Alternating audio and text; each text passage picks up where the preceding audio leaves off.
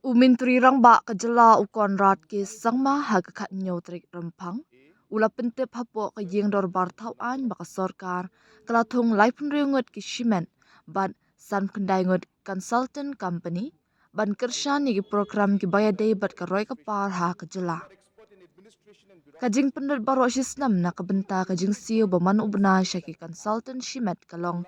Sau poin lai pesan klur tingka nak benta usnam arja arpesan ong u konran da kabapen shine bagi company ai jingmon kim dei ki basiu tulab ki yo e kajing siu kat kum kajing ate kontrak lada kim la ban ai jing shakri kin yo jing siu haba jubab e kajing kali bandram na u MLA ka VPP na mauring kineng uba heaving stone kharpran hapo ka yudor bar umintri rang ba ulak do ba kat kendai nap tengki lai penringut ki consultant shimen kumba san po arpesan ki de ki riu shampang try Jylla ki badannya ki kerdan puli haka management agriculture but environment science kat bangi dang ya shakman ni pentikina baya ka jingla jung ki briu jongi la tei ban shim ya ki jingkit kli ki badan kam ya ka jing start jing shampang ula ong Konrad ula batai babon lagi consultant lakhot kat kum ga jingdon kam jing project kum ga jingpen kre ek detailed project reports environmental and social safeguard bat ki kam baya day berkathet ka pet ka balong kat kum gi kindon balabu da ka World Bank bat ADB ya ka bor bala aish ki officer sorkar omla ban shimno ki agency ki lawan ban kyrshan ya ka rukam trekam ne system ka sorkar kabenta bakongsan kalong ban kyrshan ya karukam trekam om ban muslia ha kabaya day ber karukam trekam ula pensyai halor ka jingbe tingka u Konrad ula ong baka Meghalaya kalala ban lum haduk kumba kat hajar klur tingka naiki externally aided project EAP kaba penlong ya ka Jylla kaba hetam na pedeng ki Jylla ki barit banyuk bun ka EAP habanu jor ru bat ki Jylla ki bahe Kidan shibon ki kam ki baha panle kidan kam bandan ya kabor ban la ban pentre kam ya ka song pisa kam Meghalaya kalala ban pen iya la de bat yo ya ka song pisa ula ong ha ba ai nuksa ya ka sora project ba arspa klur tingka ka smart city mission bat ka unity mall ha ka ba ka Jylla ka de ka wei na ki baningkong ka ban pha ki jing turba bat yo ya ka jing manjor haba jubab ya ka jingkren jong u MLA ka UDP uba polling do u Konrad ula ong bagi kindon banyeng persya ki day ban long khnang ban khanglan ya ki consultant bakin trainer ka bentai ki company ki bakwa ban wan shakri ha ki tanan baki ajingmon kajing siu baro lang she ki company consultant kalakat shispa lifeway klur tingka ya ka ba shispa khat riu klur tingka la siu na po ka administrative expenditure bala bu ha po ka EAP ka Jylla kala pulut shpo klur tingka haduk mentah Reply to star question number 1. A. Sir, the total number of consultants appointed by the government are 36 individual consultants and 59 consultancy firms. B. Sir, the total annual expenditure on monthly remuneration for individual consultants is 4.35 crores for the year 2024-25.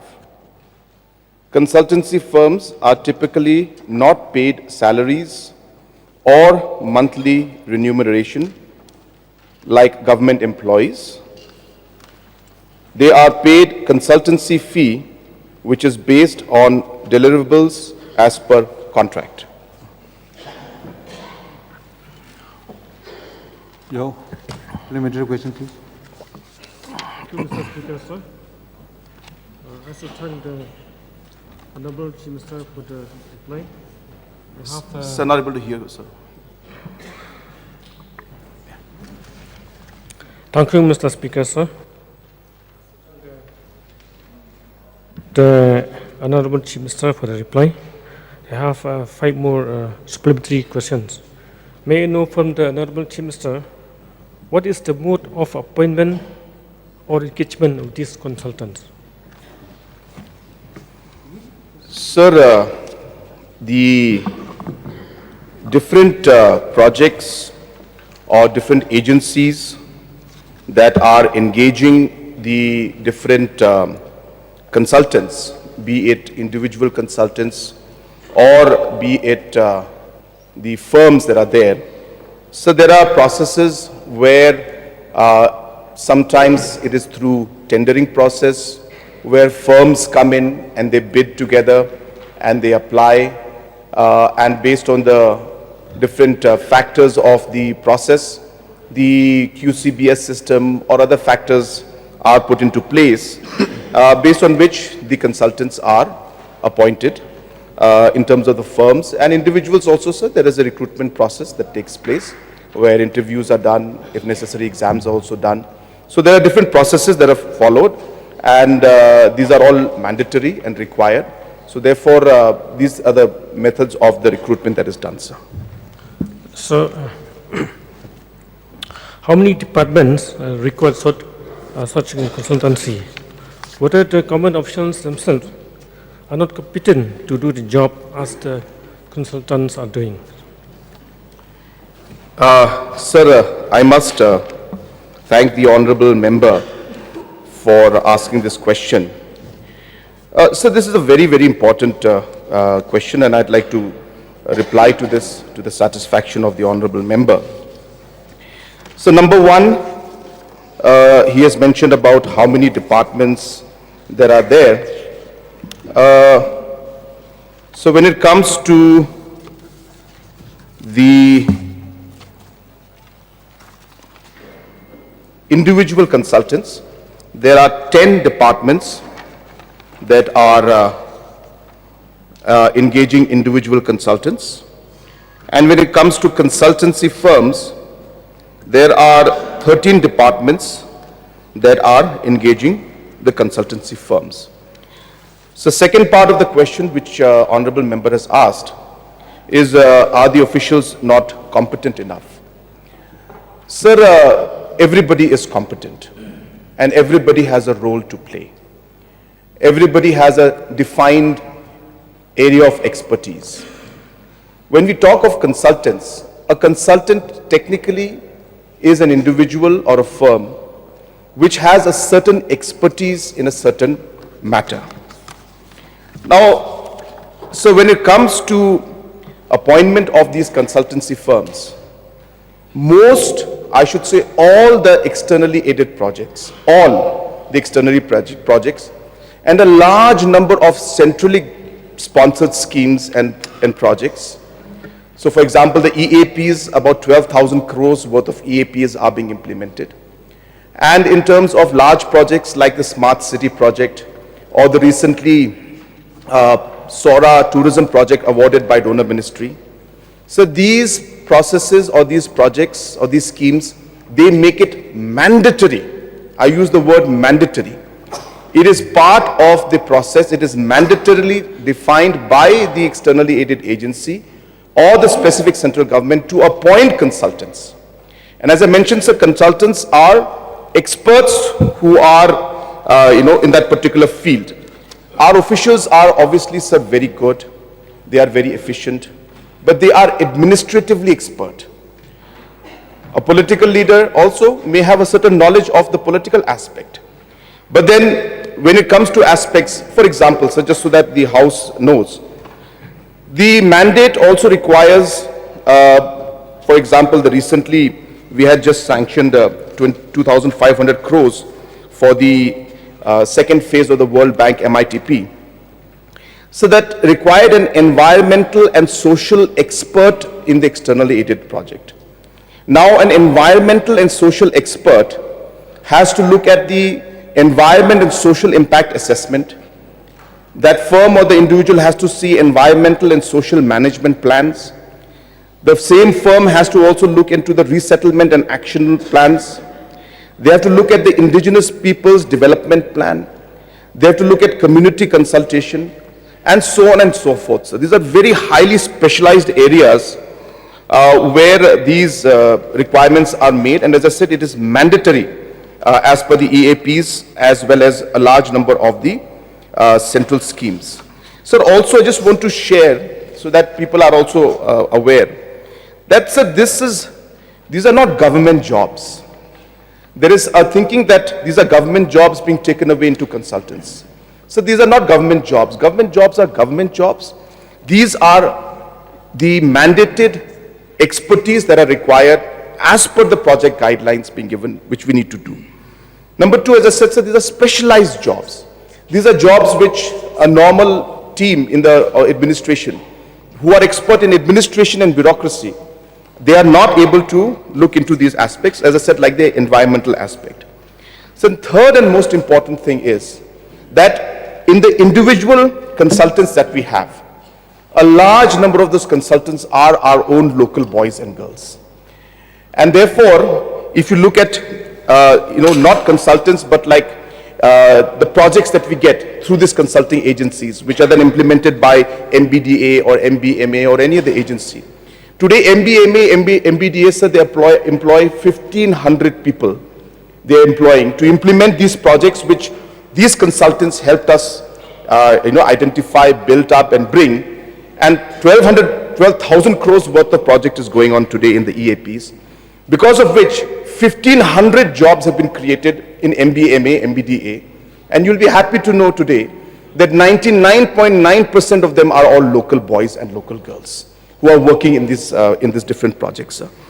So you'll also be, this also the House should know that EAPs they have a scope of 5% up to 10% of the funds being used for administrative expenditure. It is mandated again, sir. So that means 12,000 crores of externally aided projects are going on, which means 5% of that is 600 crores can be used for administrative expenditure. So these are not money that is coming from our own taxes collection. This is externally aided funds that are coming in. And the consultancy expenditure on a whole of whatever we spend, sir, 87% is today taken from the externally aided projects. So if you're spending 100 crores a year, for example, 87 crores is spent from the externally aided projects, which is funds coming in from outside. So these are the few things which I thought should clarify, so that the House is understanding that these are not government jobs, as I said. These are additional experts that are required and mandated by the EAPs and central agencies for us to implement those projects. So, Next question, please. so we have so many MBA graduates from states. Are these MBA graduates are also qualified to be recruited as consultants? Yes, sir. They are absolutely qualified. But as I mentioned, sir, earlier, that it's a special expertise that is required for different works that have to be done. Sometimes we need experts and consultants for agriculture-related work. Sometimes we need experts for health-related works. Sometimes we need experts for power department also. Even in areas of education, experts are required. So, sir, when we say consultant, we always think that a consultant is only a administrative or a management consultant. That's what we tend to think. But consultants are subject-wise. There are consultants/experts for environment, for water-related issues, for agriculture-related issues. These are all consultants only, sir. So, therefore, an MBA is definitely qualified, and they would be there for a management-related consultancy. But that same MBA may not be able to do the consultancy work when it comes to, say, environment-related issues, because for that we need an environmental expert. So therefore, if there's an environmental expert, then we definitely take in. Now, just to share with the honorable member, sir, that in the beginning, as we started off, we were building the capacity of the department, of the agencies, and of our people, sir. And it is because of the expertise that we were able to put in that we were able to leverage and get schemes from central government and from the EAPs. Today, sir, we are one of the few states to get the highest number of externally aided projects because of the expertise that we took on board. We are also one of the few states to maximize the central government agency schemes. So the project in Sora, worth about 200 plus crores, there was only one project the whole donor ministry was going to give to one of the states in the northeast. It was like a competition almost. And because of the fact that we were able to put in experts and the local our officials and the tourism team, they work together with experts. In time, we were able to deliver and get the 200 plus crore projects. So therefore, sir, it depends. The answer is yes also, that they are capable and they can, but it depends on what expertise we require. And to conclude to this reply of this particular question, that today we have 36 individual consultants who are there. And out of this 36 individual consultants, sir, 52%, 19 of them are our own local boys and girls, our own MBAs, our own ex-officials who were there who maybe have retired, or our MBA students, or agriculture experts, or environmental experts, sir. And as we move along, we are ensuring that the capacity of our youngsters is built up through the entire ecosystem, so that more and more of our youngsters can become capable to then take on this responsibility that requires global expertise. Thank you, Chief Minister. Whether the government used to conduct any performance assessments of these consultants? So please give details. Sir, as I had mentioned in my reply, that the consultants are paid based on deliverables as per contract. So therefore, once they deliver something, for example, if the DPR has to be made within 2 weeks' time, that deliverable will have a certain amount that has to be paid to them. So therefore, sir, their basic assessment, I should say, is on their own, because if they don't perform and they don't deliver, then they don't get the kind of fees or the money that is being put in the contract. So everything is in the contract and they have to deliver as per a thing, and based on how they deliver, what quality they deliver, on the time they deliver, and as per terms and conditions, they are paid.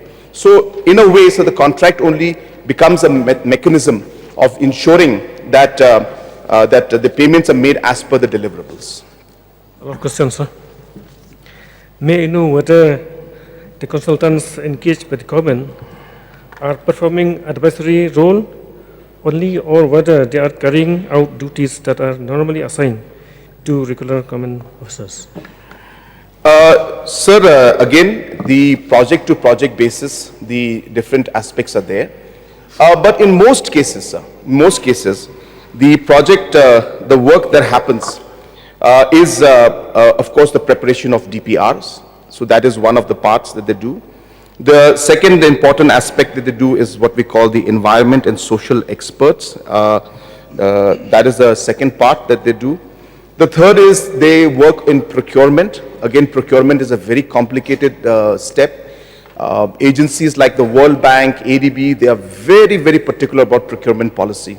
And hence it has to be done in a very, very expert manner, as well as, in details. Then the PMU, they also act as PMU. So they are the project management unit. So therefore they check into the different aspects of the project, whether it's being implemented on time or not, because again, it's mandated by the funding agency that requires us to have them as PMUs. And then, and contract supervision. So in the contract supervision also is part of the work. Again, so these are all aspects which are mandated by the funding agencies for that particular project. It's not something that we have come out with. So therefore, it's all depends on project to project, funding to funding, and based on that, Government of India or the funding agency defines what that funding should be, or what that particular aspect should be. And obviously, sir, at the end of the day, the responsibility of the government officials is always the power or the mandate that's been given to government officials. That cannot be taken away by anybody, sir. The particular official at that particular post or level has been given the power and mandated by the government. So the agency comes in and in technical terms, so just to summarize, at the end of the day, plays a role to support the system. And we can use the honorable member's word as an advisory, but the advisory also, as I said, goes into these 3-4 areas that I mentioned of a DPR, environment and social aspect, procurement, PMU, construction supervision. So it depends on all of that. But the primary role is to support the system and not to take over the system, not to interfere with the system, or not to be there to take the responsibility of government officials. They have the defined role, sir, and they go as per the defined role. So we move on to next question. You have not raised your, okay. Working down. So, in the course of reply, the Honorable Chief Minister said that Meghalaya has received the highest funding in external aided schemes. So may I know whether this highest is among the entire country or among the northeastern states? So the amount is about 12,000 plus crores. It is, I should say, among the smaller states in the northeast, it is the highest, way, way above the rest of the northeastern states. Most of them, that is. Maybe one more will be there that is somewhere close to us, but otherwise way above the rest of the northeastern states. And we're also at almost at par at what the larger states and the bigger states are able to absorb. Sir, again, just so that the house is clear, that when we talk of big projects, sir, there is a lot of work that goes into these things. You need the capacity to be able to present what you want to do, and you have to have the capacity to absorb the money that has been sanctioned. Both of this requires a lot of efficiency in the system. And therefore, Meghalaya has been able to present itself and also work in that manner. And that's why we've been able to get these funds. But to answer the question, sir, yes, we are definitely the highest among the small states, and we are at the league of a large number of states, at the largest states in the country, sir. Okay, Dr. Mr. Speaker, sir, though enough time has been taken for this start question number one, in view of the importance of this question, I would like to seek some more information in respect of the purpose of this consultancy who were appointed. We understand very well the purpose. Now, in view of these different numbers appointed by the government, which reflects 36 individual consultants and 59 consultancy firms, in respect of the various proposals that is expected to be prepared by these consultants in order to post them before the different line ministries, Government of India, for the purpose of availing programs under EAP. May I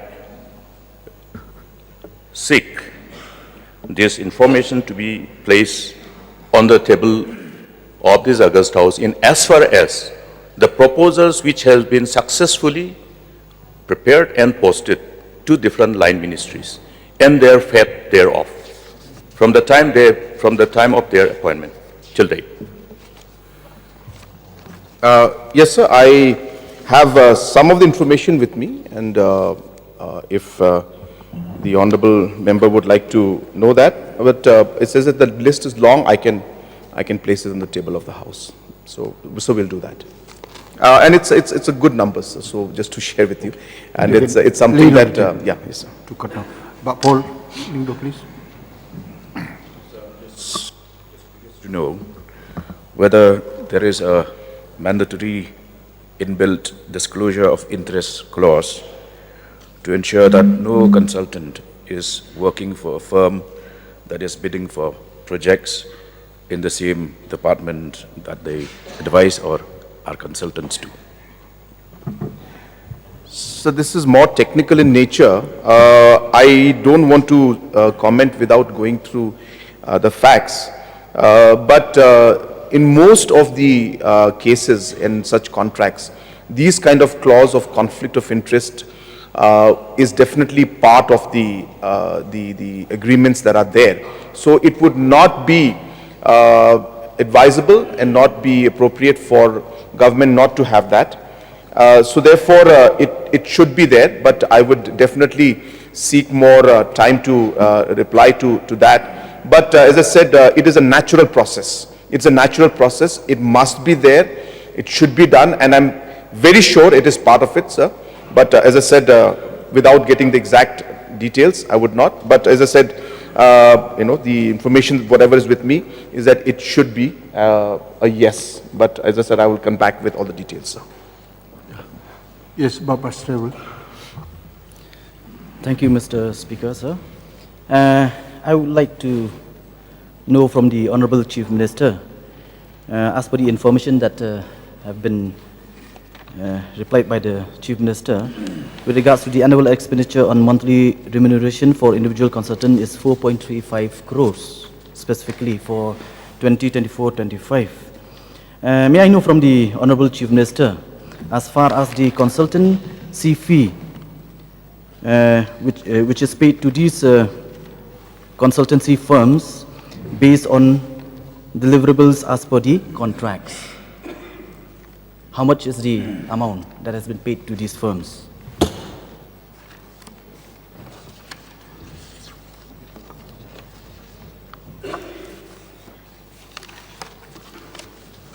So just one second, a lot of papers out here. Just try to... Ready? Oh. Sir, to the 59 firms,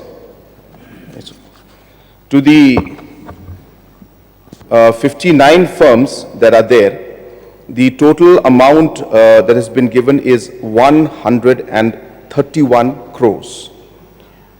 Out of the 131 crores, 116 crores is through the administrative expenditure permissible under the externally aided projects. So 116 crores comes out from the funding agencies' funds that come to us. Then there are, of course, other projects that are there where we require their expertise, where we have to fund from our side.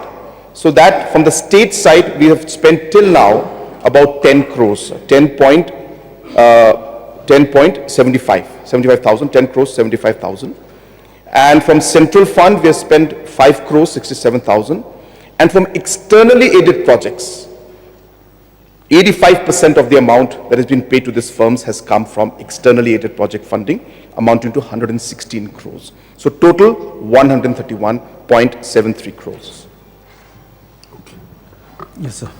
One last question. Only one. No, two. You have spent so much time on this No, sir. single question. Only. I'm not the one who's spending. Just one question. Yeah. Please. Quickly. Sir, two questions, please, because there is no such rule. I mean, I which can bar? allow only two. Okay. Yeah. Please, please. Okay. Fast. Okay, may I know from Honorable Chief Minister, whether these consultants which had given, through your reply, total consultants is 95. Whether these 95 are there since the first day which has been appointed? No, sir. Sir, as mentioned, these are not government jobs that remain permanently. Consultants are appointed on a project-to-project basis. So as the project comes, they are appointed, and as the project concludes, the work of the consultants and the terms are over then. So therefore, as we went along, many externally aided projects were applied for. So therefore, we picked up the consultants as we moved along. So it's not that from day one they've been there. And that is the reason why we have seen that a large number of projects, from externally aided projects went through. So we are at 12,000 crores today. And a lot of the projects, as I said, the consultancy is mandated, sir, in the terms and conditions of these EAPs. Just to give another example, in the Sora project also, where we got 200, we got consultants as per the mandate, and we got that project sanctioned for Meghalaya. Similarly, sir, a project like the Smart City. Similarly, projects like the Unity Mall. So we were one of the first states to get the project submitted, as well as the first 3 states to get the sanction of Unity Mall, because the consultants were there. So therefore, so consultants are a critical part, and they are there as per the mandate, and they are appointed as per the lifespan of the project, and they are project to project basis. They are appointed when the project comes in, and it's over when the project is over. Mr. Speaker, sir, one more question, please. Through you, Mr. Speaker, sir, I would like to know, like what the Honorable Chief Minister had replied during the course of his reply when questioners, Honorable Member from Mauringkening had asked about how is the criteria or policy for appointing these consultants, whereas Honorable Chief Minister had replied the after effect, I mean the after appointment. But he do want, and myself also, and I hope every one of us, we do want to know the clear criteria that how is the procedure taken ahead before given appointment, before appointing the consultant. Sir, again, there are a lot of confusion as to, I think the whole word consultants. And again, as I said, I repeat, sir, that consultants are of different nature, and the point is, sir, that there is no defined process for a consultant. The general process is there, and but the requirements differ, sir. For example, if I require an expertise for environmental and social risk assessment, then the consultant for that and the advertisement for that, process for that, the tendering for that will have different terms and conditions. If I require an expert or a consultant for agriculture-based, somebody who will study, bud rot disease, or somebody who will study the overall possibility of expansion of, shiitake mushroom demand in the state, then will require marketing and agriculture expertise. So it all depends based on the project's needs. But the process of interview, process of, say, an exam if necessary, process of presentation and tendering process. So these are standard operating procedures which need to be followed as per the mandate of the central agencies, central government, as well as externally aided agencies. So there is a defined process. And as I said, I just want to be short in this, sir, that the interview or the exams that have to be held, again, case-to-case basis, or the tendering, the process is defined, sir. And if we have to follow those processes, we cannot just simply appoint anybody that we would wish. There is a process of doing it, and then the selection is done on the basis of that.